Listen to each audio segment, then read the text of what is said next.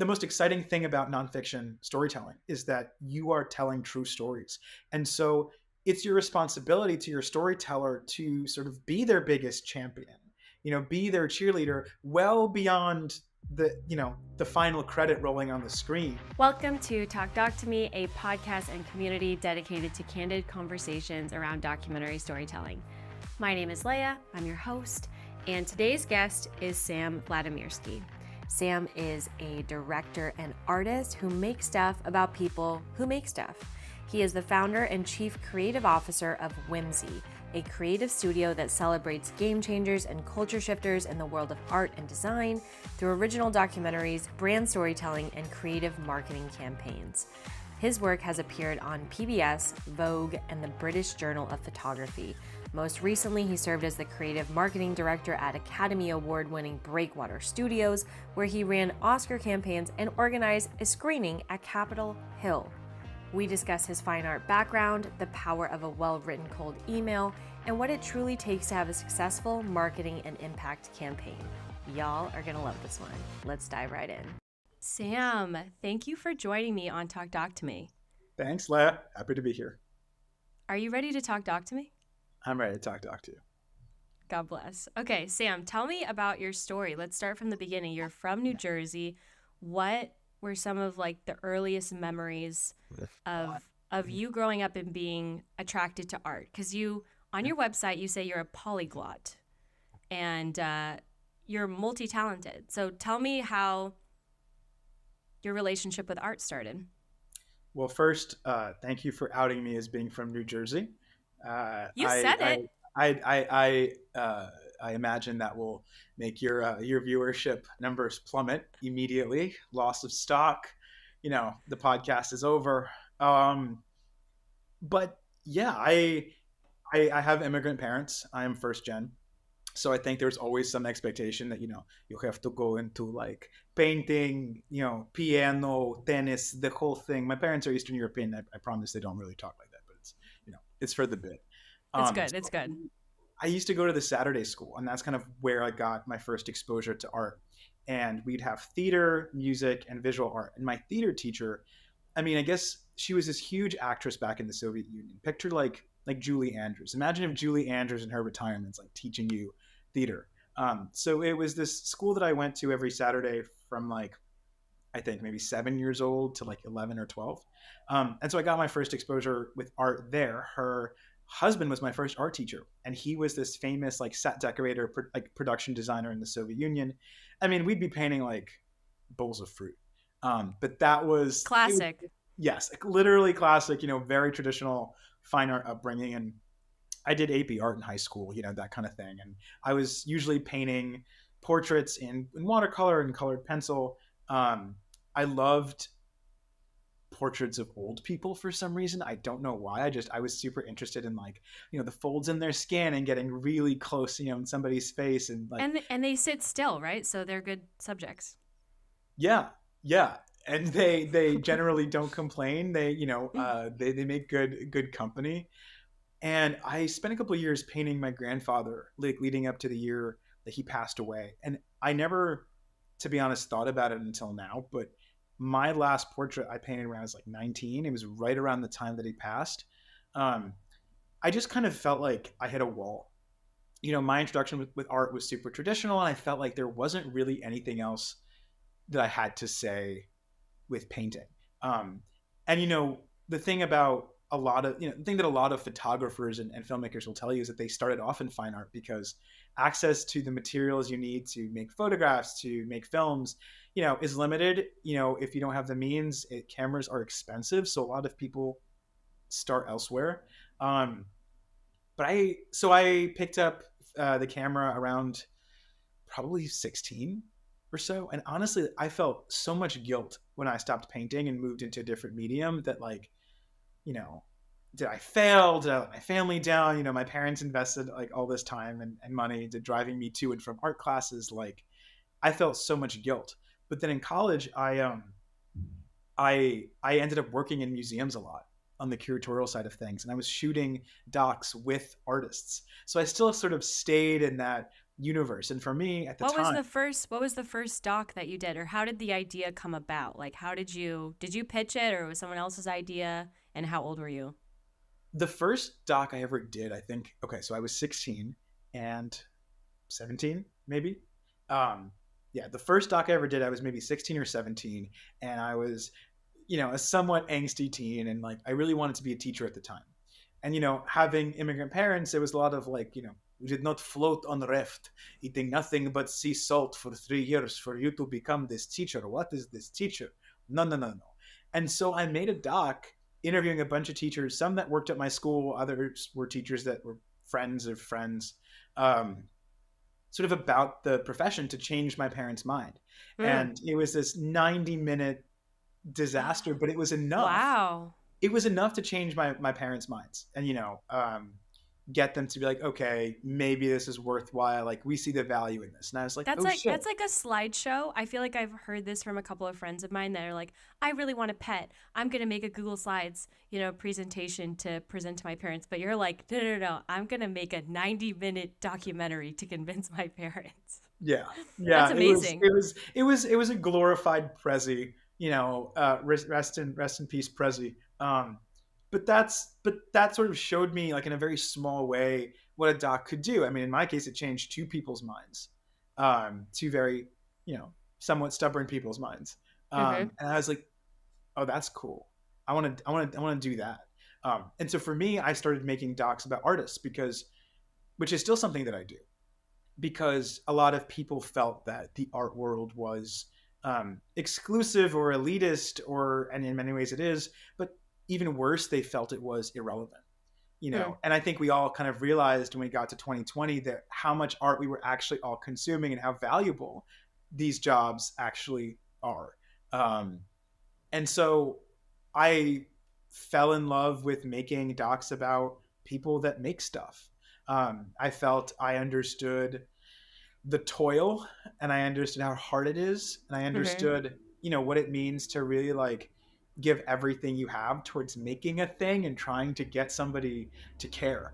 And at the time I was working on the curatorial side of things in a couple different New York museums, and so these artist docs weren't like a side hustle, they weren't just a hobby, but they were Mm-hmm. never what I intended my career to be. They were Mm-hmm. always sort of like one hand feeding the other. I felt that by working in museums and knowing all of these artists and doing studio visits and making films with them, that I was sort of I could become a more well-rounded curator in that way. And Mm. also it was just fascinating. Like you walk into someone's studio and it's a complete mess, and it's like you love it. Like there's paint everywhere.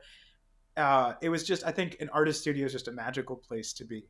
And so in many ways, like I got into the art of documentary through like the fine art world, And I also used to do archaeology, so I have a very weird, backwards, winding path. I was going to ask you about that. So please do tell. You co taught archaeology? How? Why? Yeah, so I used to work at this school for a couple of years, and they have like an archaeology program for the kids. So basically, they like excavate all these replica artifacts, like arms and armor and ceramics, and like for them, it's just an exercise to learn how to like work together on something. Mm-hmm. And I really was inspired to do an actual archaeology excavation. So I went to this little tiny island in Spain, and spent every morning from like 6:30 to 3:30 excavating this Roman fort, and um, living in this small like beach town, and it was magical.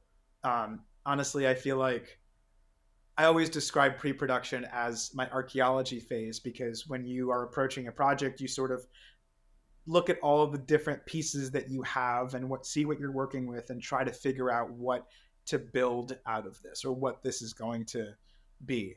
Maybe that's my own weird convoluted way of understanding it, or not wanting to let go of my Indiana Jones dreams, but I love it. um I've never heard that yeah, before. It's very original. I love on docs to do a lot of research and find references, and really have meetings with my crew, my storyteller, like look at all the pieces I'm working with, um, and then make something from it. In a similar way as archaeologists, they'll spend time excavating, and then they'll look at all of the things that they found, and then they'll build a story around all of these pieces. Mm-hmm. um, I'm kind of a, you know I like to be really intentional when I go into it, and so looking at all my pieces, uh, it's just a process, I guess, that makes sense for me. Oh, totally. So you're making artist documentaries. How are they getting distributed right away? Or like what was the initial feedback? Like you had that moment of like, wow, I really like this. Like, did you get some feedback from other people? Like, wow, this is, like what was kind of you made this piece of work now, and what was kind of the feedback within the art community that you were seeing? Yeah, I mean, the feedback was really positive. I mean, the thing that everybody always said was like, you know, holy shit, this is like a new way of, sharing my work with other people, or like, oh my God, I thought I was rambling, but like that actually all makes sense. Like, you know, it was a lot of like, artists paying whatever they could to sort of share their story with other people.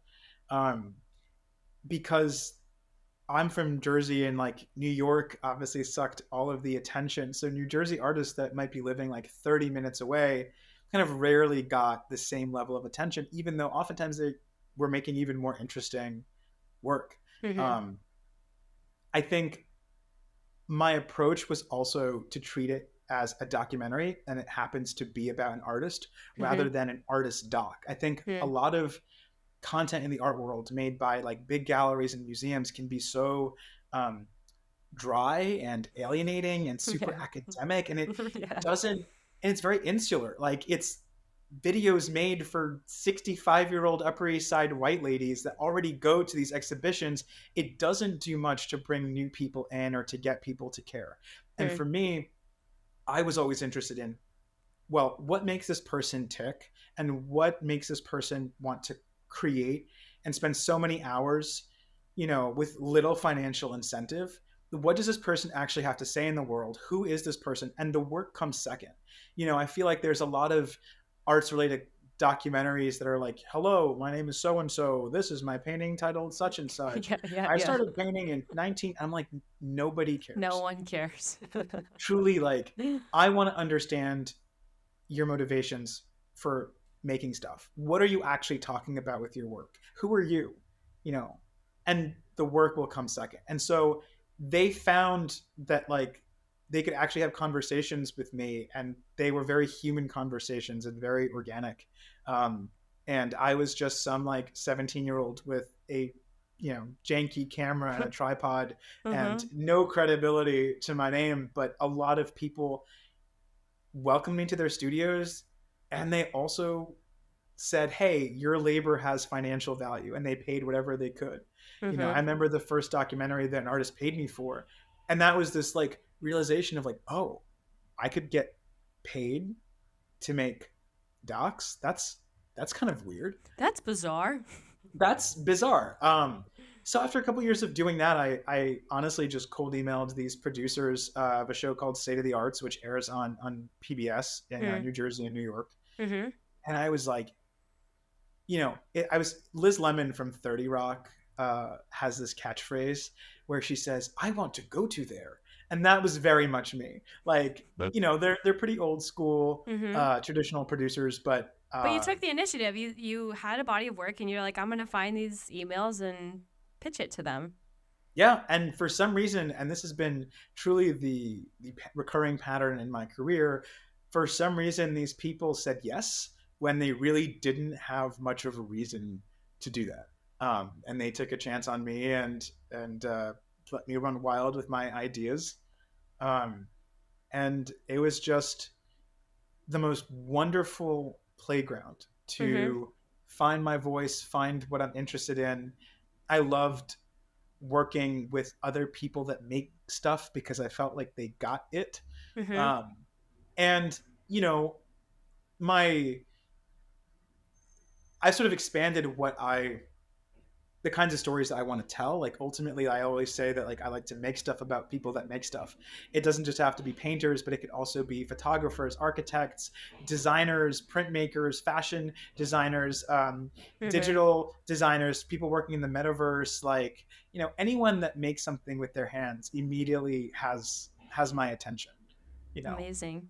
Tell me how you landed a job at Breakwater Studios and explain what Breakwater Studios is for people that might not know.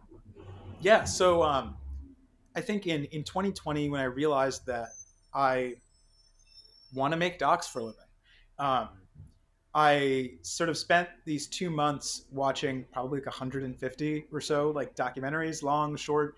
I realized I don't know anything about this field that I want to jump into.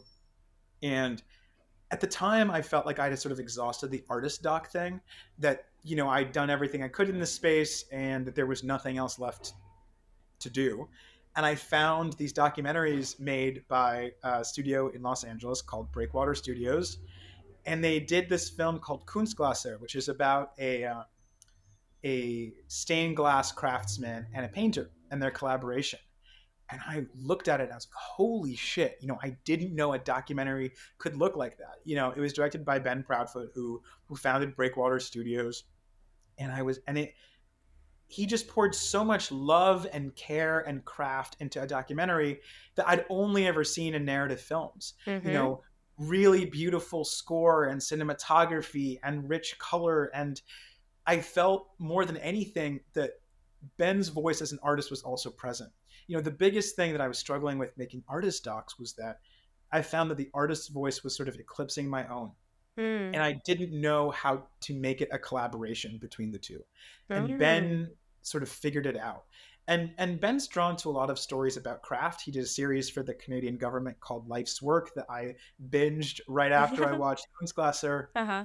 I was like, holy shit, there's so much more you could do in this space. I didn't know documentaries could look like that. So Mm-hmm. I reached out to him and we sort of had this ongoing conversation for 2 or 3 years. And eventually, the stars aligned and they needed someone to fill the marketing arm, and sort of be this champion and cheerleader for the studio, for the films. And they chose, their biggest geek from across the country. And I flew over. I kind of moved on a 3-week whim and I took a Wow. job. Wow. So for people that, you know, want to reach out, like they maybe have that, crush in their mind or dream job or something, and they're just like, okay, but it seems so unattainable. Like I don't even in a cold email, like how do I cut through the noise? Like how do you make yourself, you know, human and approachable and you get a response? Because this seems to be a track record of yours. Like what and also too, like looking at your website, I just feel like the way that you brand yourself too is very conversational. It's very approachable. It's very easy to kind of connect with you, and that's hard to strike that balance. Like how would you recommend filmmakers do what you're doing? Like be able to reach out to someone cold and cut through that noise. I think the first thing is just remembering that they are just a person and that everybody loves talking about themselves. If you reach out to someone and say, hey, I watched this film and it absolutely blew me away. Do you have like 15 minutes to chat over Zoom? Most likely they'll say, hey, thanks so much for the kind words. Why cap it at 15? You know, I think being genuine, reaching out to people that you actually admire, there's no harm that can come from it. You have to sort of get rid of that part of your brain that says, "Oh, they're too busy or they're too high up there or why would they talk to you?" I think if you go into it with the mindset of I admire this person and they had to start somewhere and I don't want anything from them other than to get some wisdom. Don't go in there necessarily with a job opportunity in mind. Don't copy and paste an email to 50 different filmmakers. Mm-hmm. Make a more intentional list of people that you naturally whose work you naturally watch, whose work you sort of aspire to, you know, you know, resemble in some way. Mm-hmm. And just write a short, genuine email asking for a little bit of time. Um, I found that when I was working at Breakwater, we'd get a bunch of emails from folks, and you could always tell the difference between somebody that genuinely watched our films, Mm. and I'd always give them my time, and someone who was clearly copying and pasting the same email to 50 different studios and sometimes forgot to correct the email. I Oh, manage their social media. So whenever I got an email like, oh, I've been following your work for years, I'm like, you've been following our work for 7 minutes, Jeremy. I saw you just followed us. Like, you are fake. you are a spam bot. No. So yeah, so I would just say, don't be afraid. There's literally nothing that you can lose. Be intentional with who you're reaching out to and with what your ask is. But honestly, this is an industry where you're more likely to find work in that way Mm-hmm. than through job applications necessarily. Yep. I just gave the same piece of advice actually to one of our fellows. She's a graphic design fellow, and she was like, I've been applying to LinkedIn jobs. She wants to do like art design and production design. She's like, I've been applying on LinkedIn for the past like 4 months and I haven't gotten any responses. And I could tell that she was really like frustrated and thinking about graduation. It got her really anxious, and then I was just like, well, Caitlin, like, who do you admire? Like, who would you want to work for? Like, what is your dream job? What is that? And then I recommended the same thing. Like, why don't you write a very genuine note to them and say, hey, like, whatever it is, but reaching out to those people with a genuine tone, I feel like goes so far. And like you said, it's very easy to see and feel if someone is authentic or not. So just really go after the people that their work truly inspires you. It will not yield any good results if you do it to like 100 people.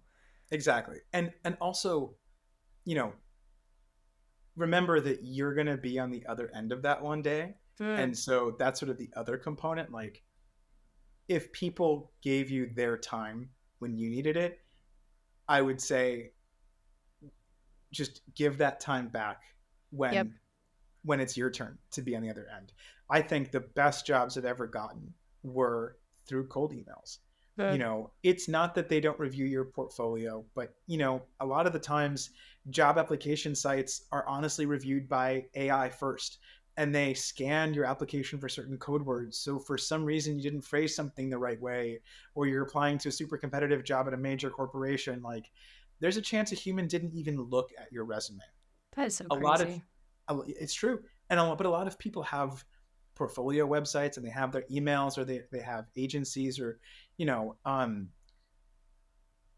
I would just say, don't I didn't go to film school, and I felt for many years like that was kind of a downside, that that I wouldn't make it because of that.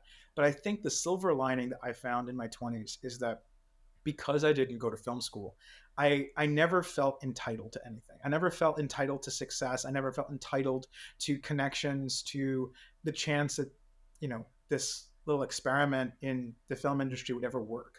And it sort of forced me to work twice as hard, because I was like, I have to catch up to all the people that have a 4-year degree just to build a portfolio, just to make connections. And I had to get over this mindset of, well, why would anyone give me the time?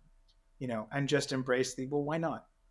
I'm not asking for a job. I'm asking to understand somebody's story, their experience. We all started off in very similar places.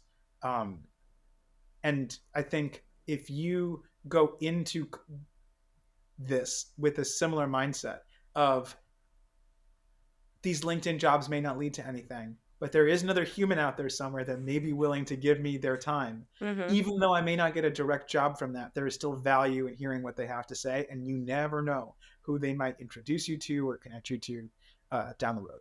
I like to think of it as like planting seeds, right? Like Mm-hmm. you're planting seeds with people. You don't know if not all of them are going to grow. You try and water the ones that you really care about, but every little connection is like planting a seed. And you never know 5 years from now, 10 years from now, a week later, something might happen and they might think of you for something, or, you're planting lots of seeds and you don't know eventually like what's going to come of it. Yeah, for sure. Okay, so and your title at Breakwater was Marketing creative director. creative marketing director. Okay. Now, walk me through when you first started there. Like, what were the main challenges, or like what was your main goal of advertising, branding documentaries? So my when I started Breakwater, my title was special project coordinator. And Mm-hmm. gradually we kind of came to find that there was this need for what I called post production, someone to really be an advocate for the studio and our films. And I was marketing coordinator, and then I became creative marketing director. And I was effectively a department of one. My job was basically to get people to care, Mm-hmm. for longer than 30 seconds, which is incredibly, incredibly hard on the social internet. You see the word content everywhere, and that's because content is everywhere. Everybody has expanded into uh, the video space. And how do you cut through the noise and get people to pay attention and to care? The most challenging thing about being creative marketing director was also the most exciting, which was that there was no architecture that I inherited. There were no department protocols. There were no social media templates. There was no strict formula for what an Oscar campaign looks like, for Mm-hmm. what impact producing goals are. And as daunting as it was, there was so much work to be done and so much room to play and build something new that I didn't even think about how daunting of a task that was. It was very much trial by fire. I remember I started at Breakwater in March 2022, and this was about 3 weeks before we won the Oscar for Queen of Basketball. And I remember the first week, Ben would ask me things like, "Do you know anyone at Valentino?" And I'm like, "No, I don't know anybody at Valentino. Is this?" It felt a little bit like Devil Wears Prada. And I sort of ended that year running 2 Oscar campaigns, effectively art directing and cutting teasers and doing social media. And it's just wild to see that trajectory. I think you learn so much when you are kind of put in a position to invent and build from scratch. Mm-hmm. And luckily, I had an incredible supervisor. I had the best team of filmmakers and storytellers that I could have asked for as coworkers. And so, you know, I felt incredibly safe to experiment and try to figure out how do you get people to care about short documentaries, which are kind of the bastard child of cinema. you know some of the first films ever, like Workers Leaving the Factory, were short form nonfiction. Mm-hmm. And it's a form of storytelling that doesn't really have a lot of love outside of like New York Times op docs or like the Mm-hmm. New Yorker. So Mm-hmm. already you have a challenge of getting people to care about short form nonfiction. Yeah. um, and you also have to get people to care about the studio. And luckily, I was working for a studio that a lot of people in the doc world seem to know. Mm-hmm. People would see Breakwater hats, and they would see billboards around town around the Queen of Basketball, and they sort of knew our um, aesthetic, and they knew our work. So I wasn't starting from ground zero. And you I had very much amazing content to work with. You had amazing films to Yeah. work with. Yes, I had, a library of something like 200 branded and original films across a decade's worth of time. Mm-hmm. To some films I got to recirculate. I would post excerpts from films that were maybe 4 or 5 years old, and all the folks that worked on the film would DM me or comment on the post and like, "Oh my god, that was incredible. Oh, do you remember when such and such happened?" Like, really, my job was to build hype around Breakwater, around the short documentary, around our films. Um, Yeah. and the thing is that the most exciting thing about nonfiction storytelling is that you are telling true stories. And so it's your responsibility to your storyteller to sort of be their biggest champion, be their cheerleader well beyond the final credit rolling on the screen. You are like the bannerman for their life. You're sharing their story with the world in ideally a collaborative way. And so it's your responsibility, especially if it's a film that's connected to a specific social cause, to sort of advocate on behalf of your storyteller beyond the frame. And that Mm-hmm. was what was the most exciting part about my job, Hmm. that I got to sort of be like, hey, look at this insane life that this person led. Look at their legacy. We are all benefiting from the work they did. Like, let's celebrate that. Yeah, let's talk about the Mink campaign. You organize a screening on Capitol Hill with Nancy Pelosi, tennis superstar and EP of the film Naomi Osaka, and members of Congress. How? What? How did? Take me to like the first conversation, or just like the conception of that idea. Honestly, it feels like such a dream. I To answer your question, how, I don't know. I have no idea how we pulled it off. I don't think I realized it was real until I was on the train home from DC. Um, well, we had two films in circulation at the time that I was running Oscar campaigns for. The first one was Mink, and the second one was another op doc called The Best Chef in the World. And The Best Chef in the World had really taken off. It got like 500,000 views, whereas Mink was floating in the early 40,000s. And Mink is about the first woman of color in Congress, Patsy Mink. Her greatest legacy is Title IX. And so millions of women and girls have benefited from legislation that she passed, but very few know her name. Mm-hmm. And so, with the low viewership numbers, with the desire to make Patsy Mink a household name, I was in a meeting with some Breakwater folks, as well as members of Naomi Osaka's team. She has a production company called Hanakuma. And I think it was her head of development, Siobhan Lenoir, who first proposed, like, what if we do something in the Capitol? I don't know what. What if we just do something, around Patsy Mink's birthday in December? And I said, okay, well, maybe we could do a big screening and invite all of these athletes and politicians and members of the press there. And we sort of, and Patsy's daughter, Wendy, who's the storyteller in the film. What if we do like Patsy Mink Day? And it was around the same time that Patsy's official portrait was unveiled by Speaker Pelosi and hung in the Capitol. So I was like, okay, this is perfect. Good There's timing. no way in hell we can pull it off. But I got to work. I emailed virtually every member of Congress whose communications and press secretaries' emails I could find, and I think one got back to me, and it was Congresswoman Jan Schakowsky, who Patsy knew and mentored.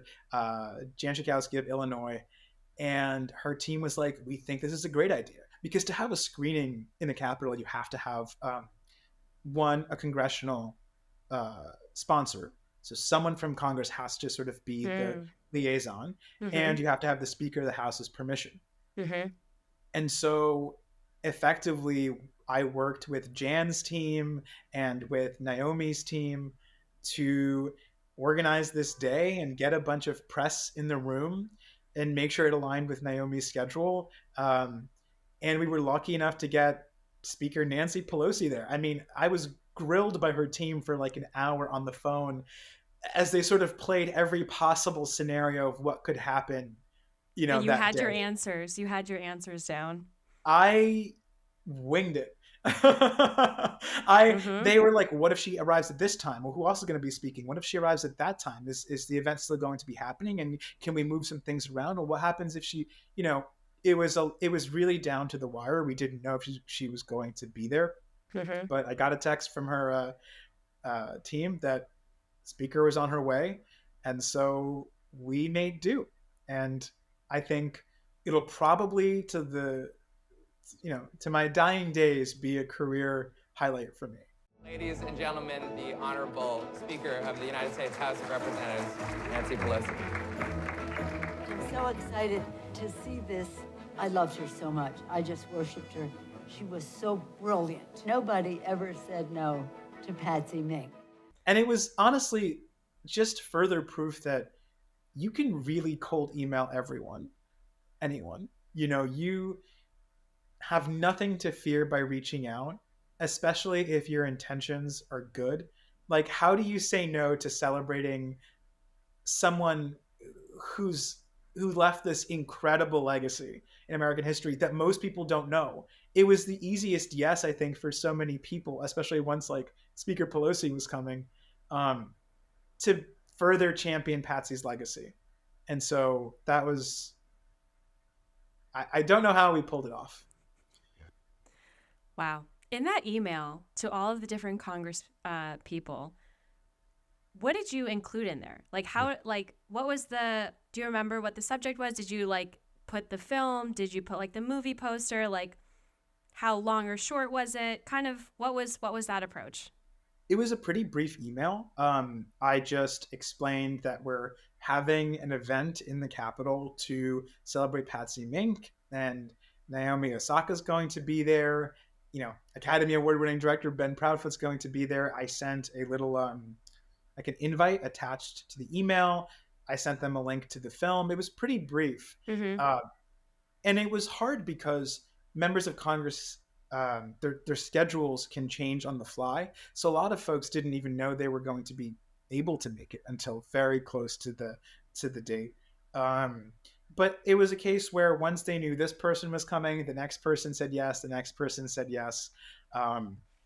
There were some staffers that went in place of their Congress people, but we had an amazing turnout. Judy Chu, who's the chair of the Congressional Asian Pacific American Caucus, was there. Congressman Ed Case, who holds Patsy's Hawaii congressional seat, was there.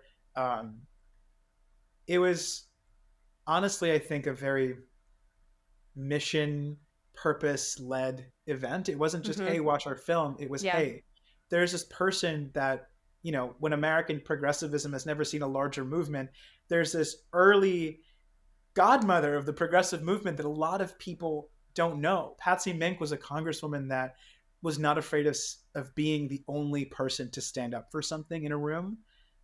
She was always ahead of the majority. And this was a chance for a lot of people to sort of get behind that and champion her. I think it was a very easy yes for people. Because like I said, it was not about the film. It was never about the film. It was about Patsy Mink. That's why we make documentaries. It's not really about ourselves or our craft. It's in service of something higher. How can documentary filmmakers think bigger in that sense? And I feel like your background and just like hearing you talk, it's amazing because you pull from so many different, you know, arts, right? Like there's cutting together a teaser, so that means like you're editing video. There's, you know, movie posters that maybe you gave insight about the creative direction for. There's organizing and balancing, you know, just different team members and communication and coordination, thinking on your feet, cold emailing. And like, I know that you guys had some merch as well. Like what kind of advice do you have for documentary filmmakers? I feel like a lot of the times, like we're so obsessed with the craft of the film that by the time that the film is over, it's almost like you feel burnt out, or you feel like, oh my God, like I've been spending the last 2 years on making this beautiful thing. Like, how can I even imagine coming up with a merch line or coming up with a social media reel? Like I can't even think about it. You know, how can we shift our perspective, and maybe what are some tips for thinking bigger and thinking in different formats? I think a lot of the things that you described, they're sort of the symptom. They're not the cause. You know, the higher purpose of what I'm trying to achieve is like cement, you know, in the case of Patsy Mink, cement someone's legacy, you know, get someone's name in the history books. It's activate a community. It is rally people around a film. It is, you know, the social media, the merchandise, the events, those are all sort of like secondary, a means of getting there. Yeah, exactly. It's a means of getting there. It was also helpful in my case that I was not involved directly in the making of the film, and that I could solely dedicate myself to being its champion. It is very hard when you spend so much time making a film, or even if you have a shorter turnaround, you know, to keep going, because, you know, there's always the next project, there's always the next gig. It's very hard to dedicate your time to something, especially when you have to be earning a living, and social media and merchandise and all these events, they don't pay. The outcome is part of that higher purpose, but it's very hard. um, and so I would say write down what your actual goals are. Making merch is not a goal. Organizing a screening is not a goal. Why did you make this film? My background doing artist docs kind of prepared me for this, because I was interested in talking about not the art itself, not art for art's sake, but what is the larger conversation that this art is a vehicle for? What are we really talking about here? Are we talking about immigration? Are we talking about climate change? Are we talking about gender equity? Are we talking about, what is the art a vehicle for? And it's the same thing in this case. Why did you make this documentary? Okay, I wanted to raise attention to this person or to this cause. Okay, who are the organizations working in that space? Who can you partner yourself with? You are not alone. We are truly stronger together. And so if you find people that share your mission, it becomes much easier to use your film as a gateway to talking about something larger, championing a certain cause or individual. It's not about like the merch. It's not about the social media.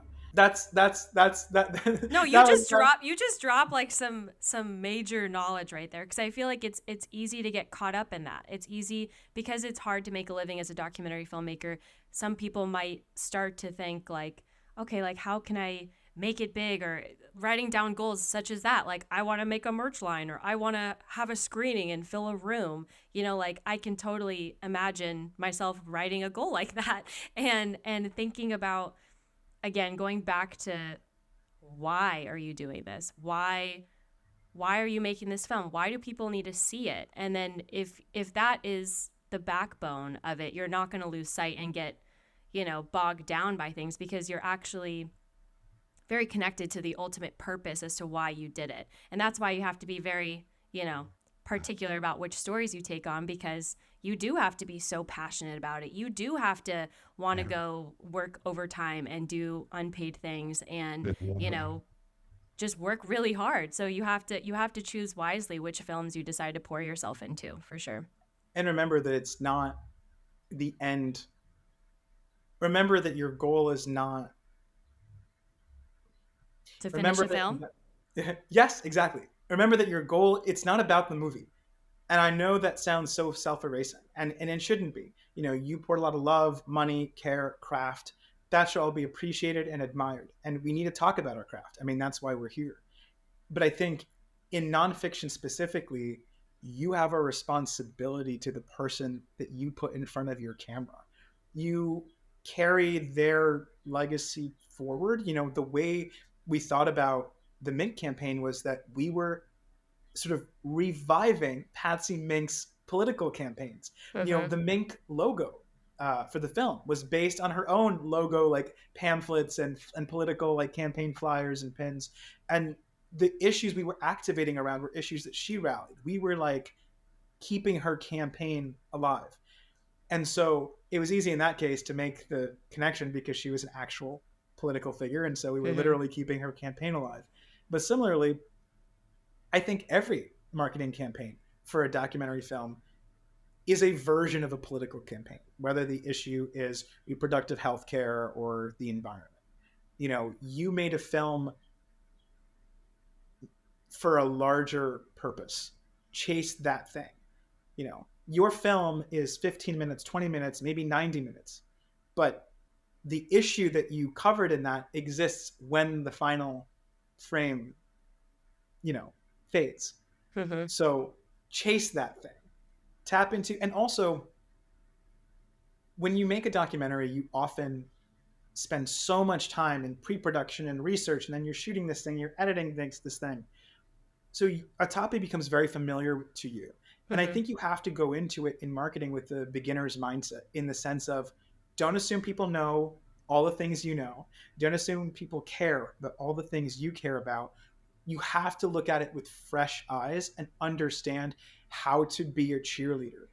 You spend a year working on Mink or half a year working on Mink, but a lot of people don't know her name. So you have to find language, find themes in the film that you can turn into social media cut downs and graphic designs that can get people familiar with this person.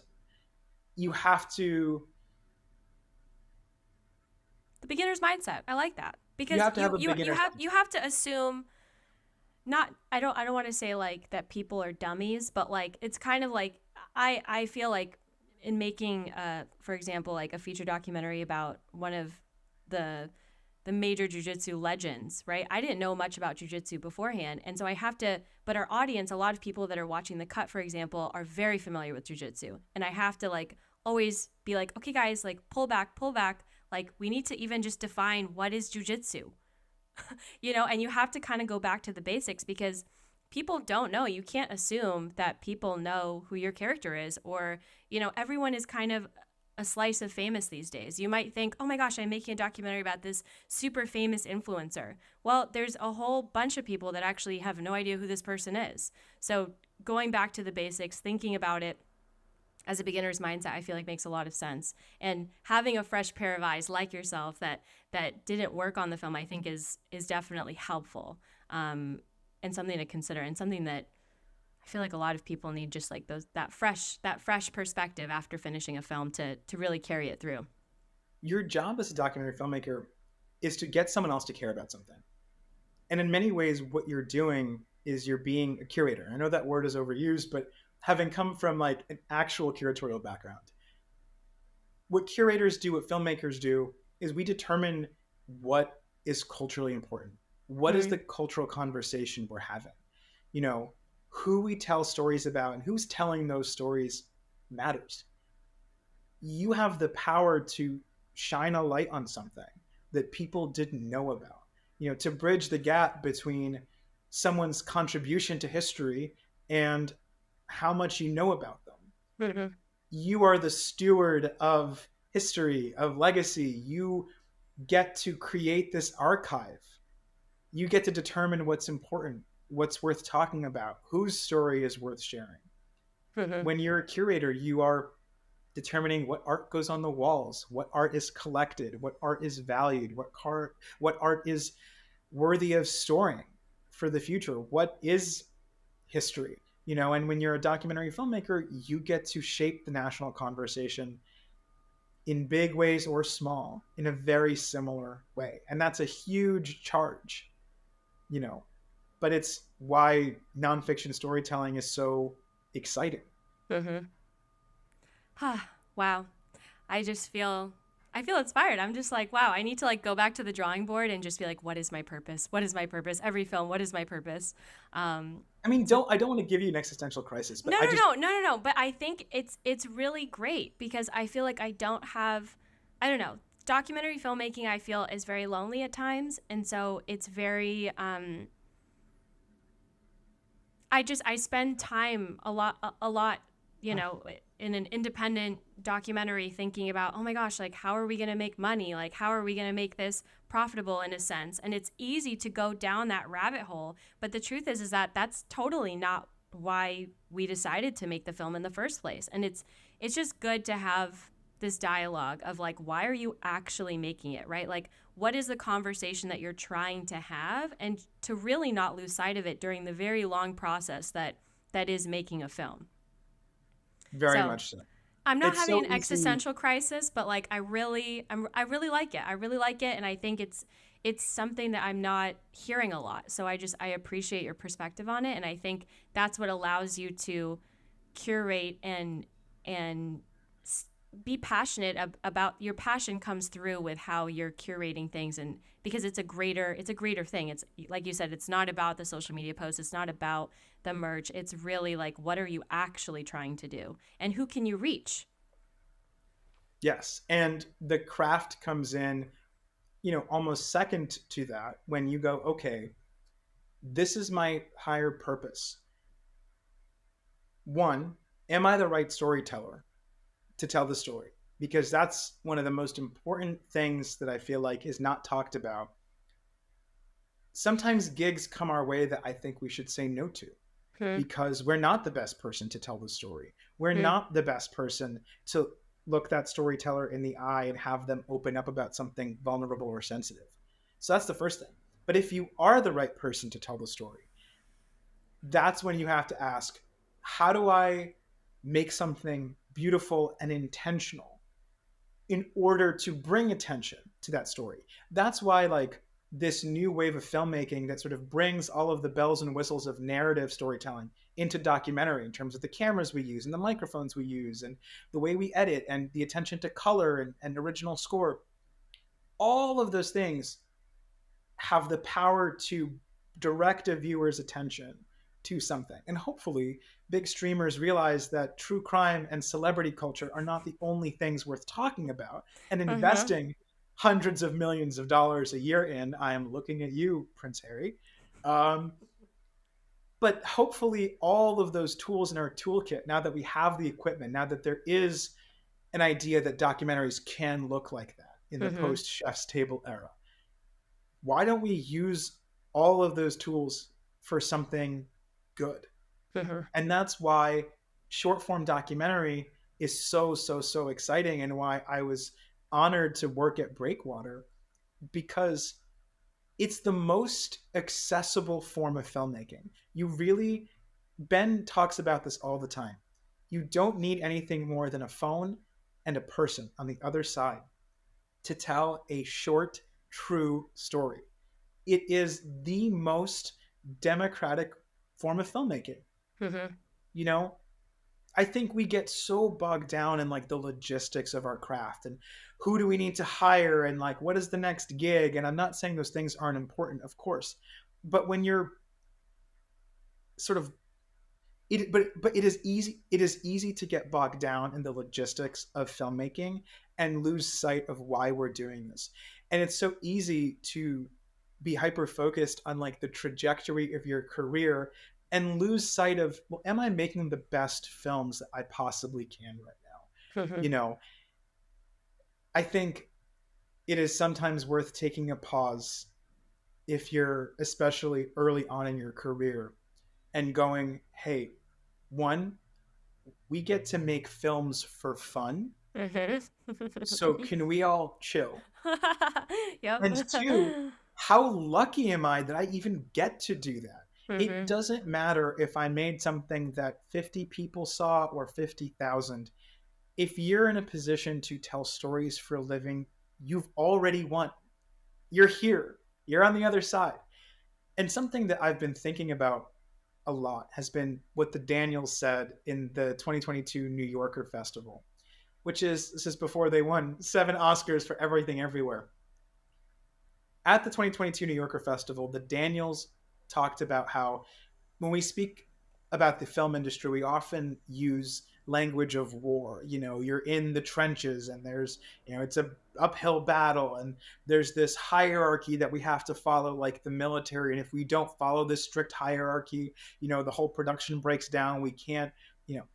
And the truth is that filmmaking shouldn't be like war. They said filmmaking should feel like summer camp. There is a chance to build a beautiful and healthy community. That doesn't mean it's not going to be hard and you're not going to pull all-nighters and you're not going to like cry and sweat and freak the fuck out. But what it means is we're just lucky to be here, and how people talk about you when they leave your set matters more. We need to, in both narrative and documentary filmmaking, get out of this, you know, do whatever it takes mindset, because oftentimes that hurts storytellers and it hurts the people that are on your crew. And so I would say just take a deep breath. I'm saying this honestly mostly for myself. Take a deep breath and feel lucky that you're even doing this. You know, in those moments where you're waiting for someone to email you back, or you're not sure when the next gig is going to come, or you don't feel like your last project was your best, just remember that you get to do this for a living and you will get better. Sam, thank you so much for talking doc to me. Is there anything else you want to add? I've had the most like unorthodox path of getting here. And I used to kind of feel like weird about it, or like, you know, feel like I'm not good enough, or I didn't, you know, go to film school, or I didn't do X, Y, or Z. But the truth is that I think the best filmmakers have the weirdest paths to getting there, even if they didn't go to film school. So I'm just lucky to be here. I'm trying to take the advice that I dish. And I am really happy to be talking doc to you. That's a wrap on today's episode. Thank you so much for listening and or watching. If you enjoyed this, if you had some fun listening to this, found something useful, please give us a review. It would mean the world to us as we are trying to grow this podcasting community. Just do it. Also, if you love talking docs, join our weekly Discord Wednesdays at 5 p.m. PST, where we discuss a doc of the week and check in with each other. Talk soon.